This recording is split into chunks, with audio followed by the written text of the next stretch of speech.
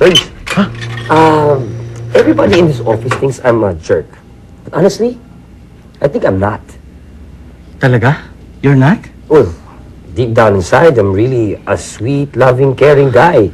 At siyempre, gusto ko naman labas yung kagandahan ng loob ko so that everyone can see the real gorgeous me. Okay. Sige. Well, ganito.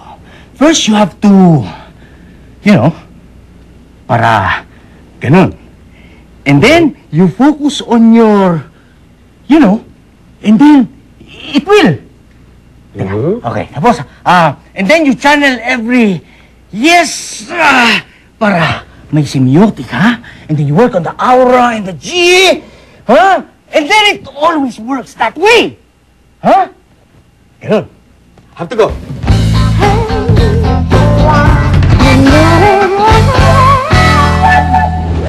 Amanda, alam mo ba na panaginip pa kita kagabi? I'm sure kasama mo naman ang mami mo. Hindi, tayong dalawa lang. Pinakausapan ko na yung mami ko na wag na pumasok sa mga dreams ko. Anyway, there we were by the beach, holding hands, tapos ay lakas ng hangin, tapos there was this big tsunami. I'm sure nagpadala niyan mami mo na naman. The big waves touch you from my arms, tapos hinanap kita sa batuhan, tapos inisid kita sa ilalim ng dagat.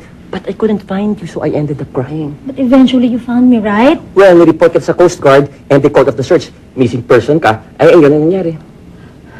Sige. Well, anyway, pag mag-dreams ako, mamaya baka mahanap kayo sa dreams ko. Well, I'll let you know. Sige, balitaan mo na lang ako. Akala ko ba alis tayo last weekend? Ano nangyari? Wala kasi akong pera. Natangan ako ni JC. Problema ba yun? Di ako munang taya. Ako lalaki, dapat ako taya. Sandali lang.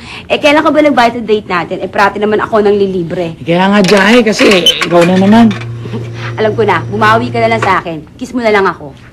Ngayon? Dito? Oh, bakit? Wala naman tao eh. Sige, nakis mo na ako. Oh.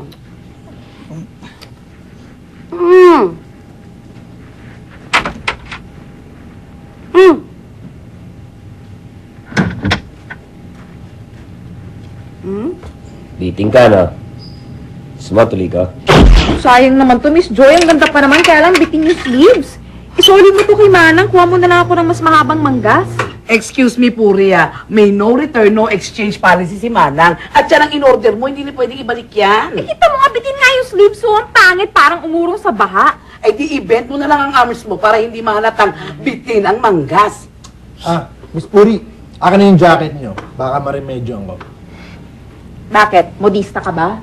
Kasi yung mga sister ko, mahaba din braso niya tulad ko. Kaya laging bitin yung mga manggas nila. Ako nagre-remedyo. Ayan. Yan ang uso ngayon. Sleeveless long sleeve.